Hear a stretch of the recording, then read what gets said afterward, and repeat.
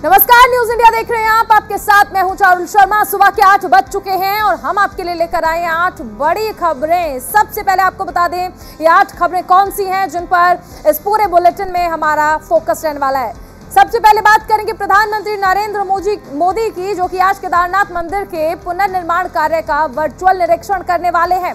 दूसरी अहम खबर कांग्रेस के खेमे से है, जहां अशोक गहलोत राहुल गांधी को अध्यक्ष पद के लिए मनाने की कोशिश करेंगे। तीसरी खबर भी कांग्रेस से जुड़ी है, जिसमें हम आपको बताएंगे कि आज कांग्रेस की भारत जोड़ो यात्रा कहां पर पहुंचेगी।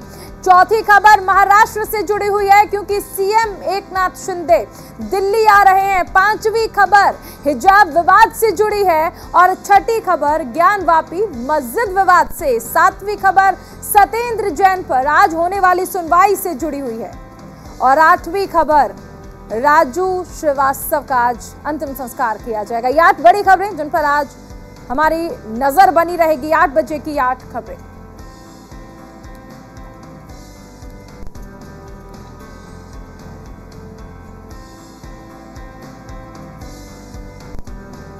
तो इन 8 खबरों पर नजर बनाए रखेंगे। उससे पहले एक बड़ी खबर आपको बता दें, 10 राज्यों में पीएफआई के ठिकानों पर छापेमारी की गई है। एनआईए और ईडी की ये छापेमारी है जो लगातार चल रही है। यूपी, केरल, तेलंगाना, कर्नाटक में छापेमारी की गई है और केरल में 50 जगह पर एनआईए ने रेड की है। अब तक पीएफआई से जुड़े 100 लोगों को गिरफ्तार किया जा चुका है। 10 राज्यों में पीएफआई के ठिकानों पर छापेमारी की गई है। पीएफआई से जुड़े लगभग 100 लोग अब तक गिरफ्तार किए जा चुके हैं। अकेले केरल की बात कर लें तो यहां पर 50 जगह पर रेड की गई है। केरल, कर्नाटक समेत कई और राज्य में पीएफआई के ठिकानों पर छापेमारी की गई है। एनआईए और ईडी की तरफ से छापेमारी चल रही है। केरल समेत कई राज्यों में छापेमारी।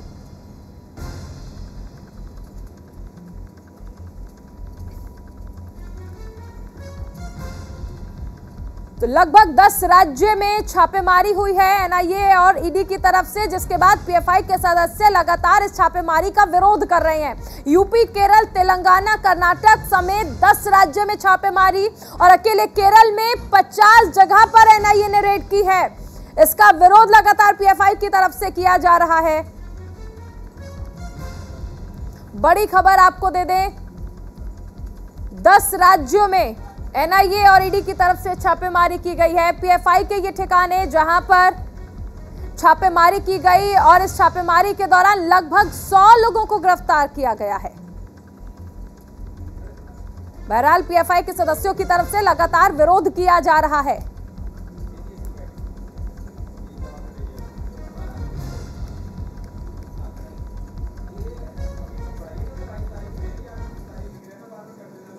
प्रधानमंत्री नरेंद्र मोदी केदारपुरी और बद्रीशपुरी में चल रहे निर्माण कार्य की प्रगति का आज अपने कार्यालय से ड्रोन कैमरे से लाइव निरीक्षण करेंगे। इसके लिए जिला प्रशासन ने तैयारियां पूरी कर ली हैं। हालांकि निरीक्षण मौसम और पीएमओ के अंतिम निर्देश पर भी निर्भर करेगा। बता दें कि केदारनाथ धाम का पुनर्निर्माण और बद्रीनाथ धाम को संवारने की महायोजना प्रधानमंत्री नरेंद्र मोदी के ड्रीम प्रोजेक्ट में से एक है। प्रधानमंत्री की परिकल्पना के अनुरूप केदारपुरी में 3 चरणों में पुनर्निर्माण कार्य होने हैं। प्रथम चरण में यहां 150 करोड़ की लागत से 95% कार्य पूरे कर लिए हैं, जबकि द्वितीय चरण में 125 करोड़ की लागत से कार्य पूरे हो रहे हैं।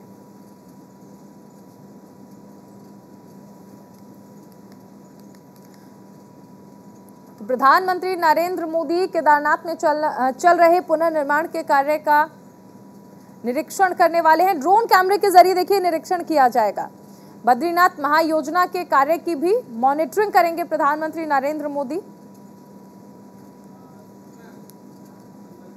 आज ये निरीक्षण प्रधानमंत्री नरेंद्र मोदी के द्वारा किया जाएगा। ड्रोन कैमरे के जरिए ये निरीक्षण किया जाएगा। पुनर्निर्माण कार्य जो चल रहे हैं खासकर केदारनाथ में 3 चरणों में इसे पूरा किया जाएगा।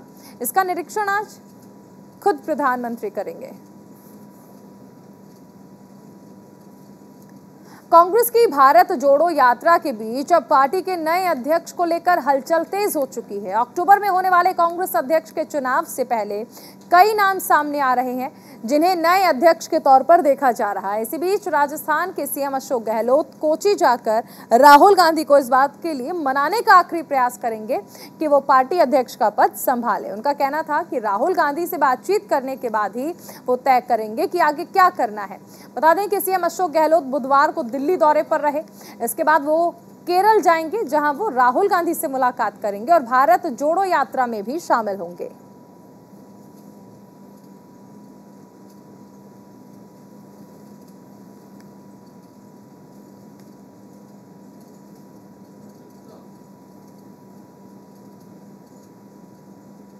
कन्याकुमारी से कश्मीर तक निकाली जा रही राहुल गांधी की भारत जोड़ो यात्रा आज केरल के कोच्चि पहुंचेगी। यहां राहुल गांधी प्रेस कॉन्फ्रेंस भी करेंगे। बता दें कि तमिलनाडु के कन्याकुमारी से शुरू हुई भारत जोड़ो यात्रा इन दिनों केरल में है। यहां से यात्रा आंध्र प्रदेश, कर्नाटक, तेलंगाना, महाराष्ट्र, मध्य प्रदेश, गुजरात, राजस्थान, यूपी, दिल्ली, हरियाणा और पंजाब होते हुए केंद्र शासित प्रदेश कश्मीर तक जाएगी। राहुल की ये यात्रा करीब 3,570 किलोमीटर है। इस यात्रा के जरिए कांग्रेस 372 लोकसभा सीटों पर फोकस कर रही है।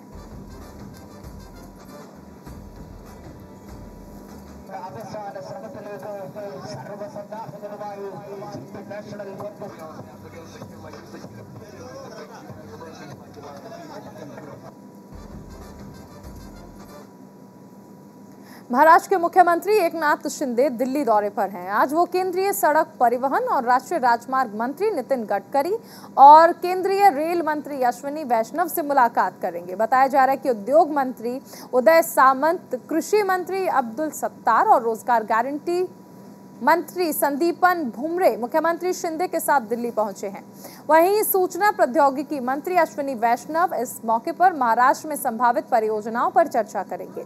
वो केंद्रीय सड़क परिवहन और राष्ट्रीय राजमार्ग मंत्री नितिन गडकरी के साथ राज्य में समृद्धि राजमार्ग और अन्य राजमार्ग के कार्य के बारे में भी चर्चा करेंगे।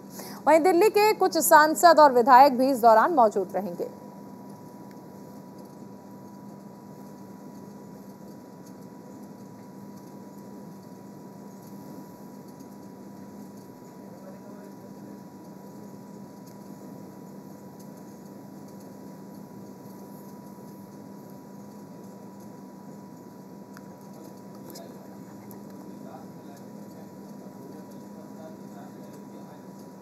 तो महाराष्ट्र के मुख्यमंत्री एकनाथ शिंदे दिल्ली दौरे पर रहेंगे और यहां पर विभिन्न केंद्रीय मंत्रियों से मुलाकात का कार्यक्रम है। खासकर नितिन गडकरी जी से मुलाकात भी संभव बताई जा रही है।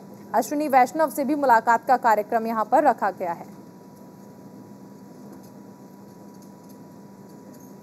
हिजाब बैन के खिलाफ याचिकाओं पर सुप्रीम कोर्ट में सुनवाई बुधवार को समाप्त हो गई। 9वें दिन कर्नाटक सरकार की ओर से एडवोकेट जनरल प्रभुलिंग और additional solicitor general K M. Nataraj पेश हुए। अपनी दलीलों में उन्होंने कहा कि राज्य सरकार ने हिजाब पर प्रतिबंध नहीं लगाया, केवल यूनिफॉर्म लागू की है।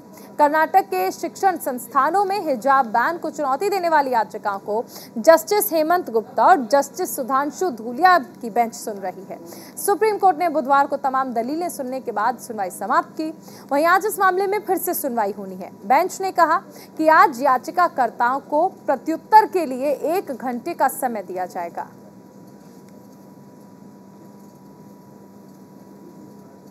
तो हिजाब विवाद पर आज फिर से सुनवाई होनी है।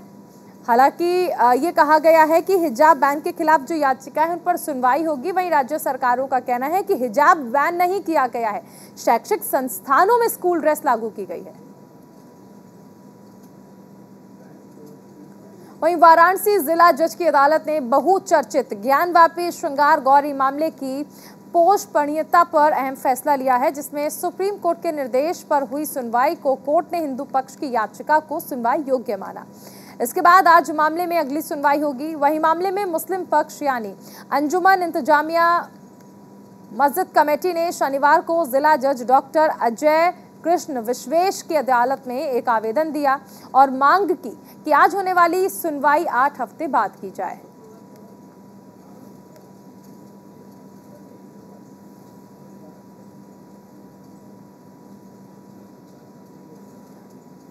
तो वाराणसी के जिला जज कोर्ट में आज अहम सुनवाई होनी है।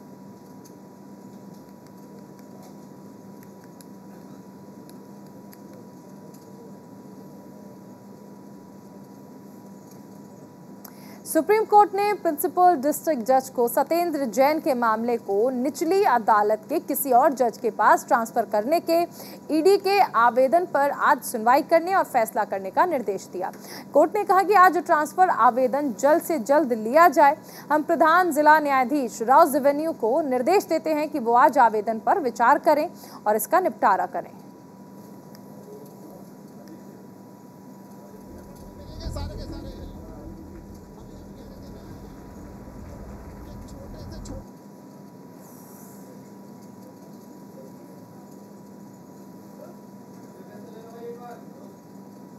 हास्य कला से इंडस्ट्री में अपना लोहा मनवाने वाले गजोदर भैया उर्फ राजू श्रीवास्तव अब हमारे बीच नहीं है।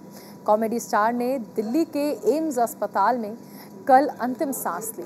बता दें कि कॉमेडी स्टार राजू श्रीवास्तव का अंतिम संस्कार आज सुबह किया जाएगा। इससे पहले राजू श्रीवास्तव का परिवार उन्हें मुंबई या कानपुर ले जाने पर विचार कर रहा था। हालांकि विचार विमर्श करने के बाद परिवार ने तय किया है कि वो कॉमेडियन का अंतिम संस्कार राजधानी दिल्ली में ही करेंगे। आज राजू श्रीवास्तव का दिल्ली के निगम बोध घाट पर अंतिम संस्कार किया जाएगा।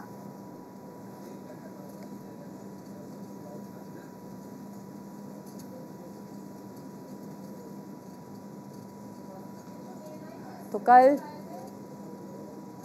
एम्स में राजू श्रीवास्तव का निधन हुआ था। एम्स में उन्होंने अंतिम सांस ली थी और आज उनका निगम बोध घाट पर अंतिम संस्कार किया जाएगा। लंबी बीमारी के बाद उनका निधन हुआ था कल दिल का दौरा पड़ने से।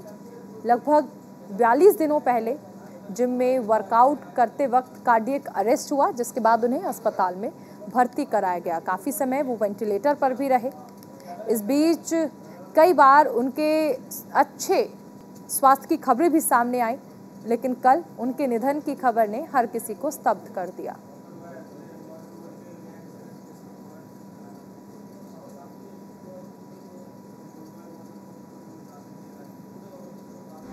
चलिए, तो 8 बड़ी खबरों में फिलहाल इतना ही।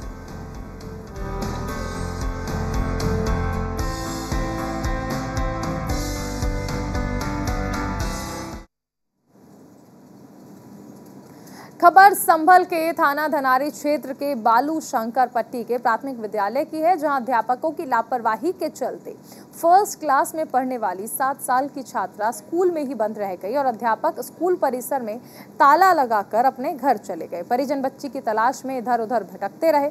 सुबह दोबारा स्कूल खुलने पर छात्रा कमरे में मिली। इसके बाद परिजनों को सूचना दी गई। वहीं शिक्षकों की लापरवाही से गांव में आक्रोश का माहौल है। इसके बाद मौके पर खंड शिक्षा अधिकारी ने पहुंचकर जांच कर कार्रवाई की बात कही।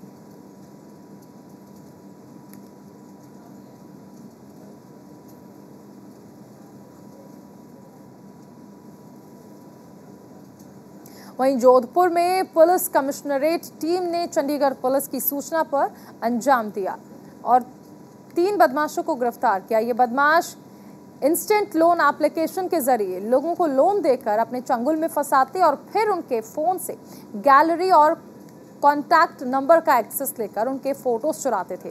फोटो को वायरल करने की धमकी देते थे, जिसके बाद लोग इनके चंगुल में आकर इन्हें पैसा दे देते थे।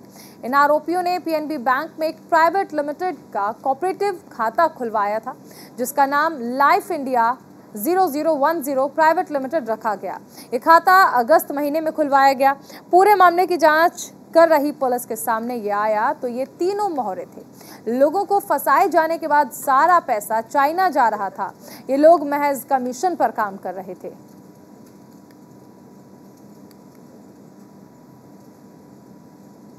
इसमें चंडीगढ़ पुलिस की द्वारा हमारे पास एक सूचना मिली थी कि एक उन्होंने नेटवर्क अनर्थ किया था, जिसमें कि इंस्टेंट जो लोन ऐप प्रोवाइडर है वो लोगों को छोटे छोटे 3500, 5000, 10,000 के लोन को के रूप में उनको लुभाते हैं। जो व्यक्ति हैं वो लोन लेते हैं। जब वो उस जो लिंक है उस पर क्लिक करते हैं तो उनके फोन से गैलरी और कॉन्टैक्ट सारे के सारे वो एक्सेस कर लेते हैं, जो आरोपी इंस्टेंट लोन ऐप वाले।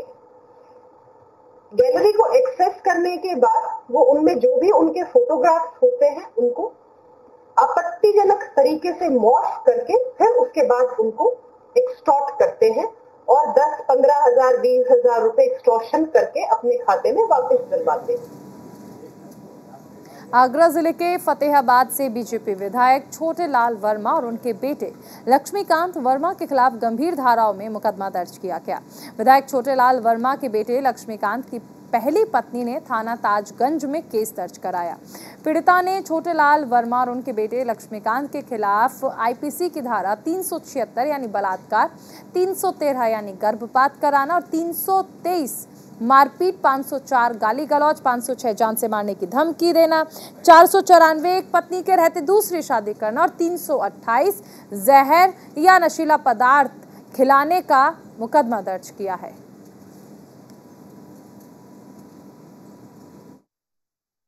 जी, एक महिला है जिसने जो तथाकथित तौर पे उनका बयान है कि उनके पुत्र के साथ पहले संबंध था और इसी के संदर्भ में उन्होंने ये मुकदमा पंजीकृत कराया है। पुलिस जांच कर रही है और साक्ष्य इकट्ठा कर रही है। जो भी सही होगा विवेचना में निकल कर सामने आ जाएगा। वहीं दुमका के रानीश्वर थाना इलाके की रहने वाली एक आदिवासी युवती की बीते दिनों कुछ असामाजिक तत्वों ने हत्या कर दी थी। हत्या के बाद झारखंड के पूर्व मुख्यमंत्री बाबूलाल मरांडी परिजनों से मिलने उनके गांव पहुंचे और परिजनों को आश्वासन दिया कि पार्टी उनकी हर संभव मदद करेगी। इस दौरान बाबूलाल मरांडी ने पीड़िता के परिजनों को 28 लाख का आर्थिक सहयोग दिया।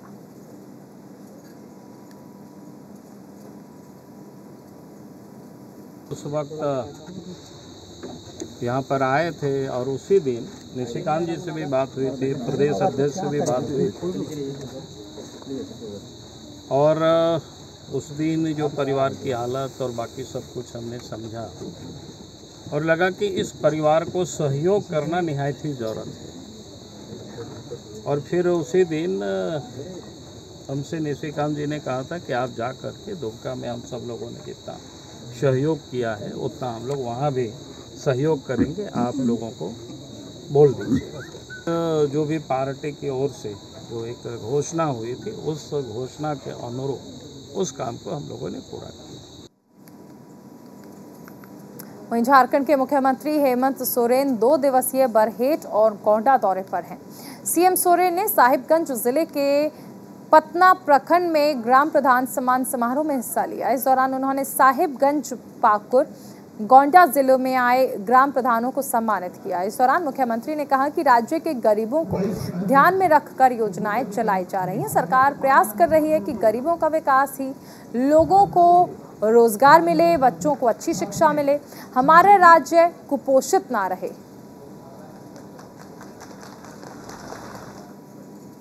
सभी बीडीओ सीओ विशेषकर जो आप लोग ब्लॉकों में रहते हैं जहां ग्रामीणों का सबसे अधिक आना जाना होता है, पूरे ब्लॉक परिसर में सरकार के द्वारा चलाई जा रही योजनाओं का बड़ा बड़ा आप लोग होर्डिंग लगाएं, फ्लैक्स लगाएं, गांव में लगाएं, पंचायत भवन में लगाएं और मुखिया लोगों को, ग्राम प्रधानों को और जितना भी हमारा व्यवस्था है, हमारे यहाँ के मान की मुंडा व्यवस्था, उन लोगों का सम्मेलन करा करके प्रखंड वाइज सम्मेलन कराकर इनको योजनाओं का विस्तृत जानकारी दें ताकि उन योजनाओं का लाभ हमारे ग्रामीण क्षेत्र के लोगों को मिले।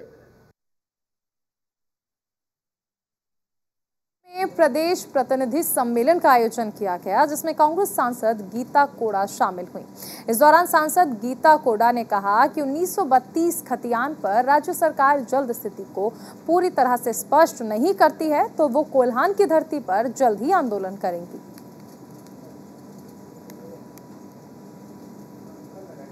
की ज़्यादा जानकारी नहीं है इसलिए मैं इस पर ज़्यादा कमेंट नहीं कर सकती और लेकिन मैं इतना ज़रूर कहना चाहूँगी कि जो अभी की स्थिति है, हमने बहुत सी कई योजनाएं देखी है जहां सेंट्रल सहयोग नहीं करती है। केंद्र कई बार, चाहे वो जीएसटी का मामला, केंद्र को कई बार उन्होंने लिखा, कई बार सहयोग की उम्मीद की, लेकिन केंद्र नहीं करती है। तो ऐसा नहीं करना चाहिए। जहां आपका राज्य नहीं है, जहां आपके राज्य की सरकारें नहीं है भारतीय जनता पार्टी की, वहाँ को अगर उस स्टेट को आप हे दृष्टि से देखिएगा, दूसरे नज़र से देखिएगा, एक आंख में काजल एक में सुरमा नहीं चलेगा। अब सभी जनता है, सभी को आपको लेके चलना है। उधर लखनऊ में एसटीएफ ने नौकरी देने के नाम पर हो रहे फर्जीवाड़े का भंडाफोड़ किया। भंडाफोड़ इंडियन आर्मी की खुफिया शाखा से मिली जानकारी के आधार पर हुआ। एसटीएफ की टीम ने 2 आरोपियों को गिरफ्तार किया है। गिरफ्तार ठगों का नाम अमित कुमार चौधरी और सचिन कुमार पांडे है। दोनों ठग रांची, झारखंड के मूल निवासी हैं। पकड़े गए शातिरों के पास से रेलवे का फर्जी नियुक्ति पत्र, मोबाइल फोन, नकदी भी बरामद हुई।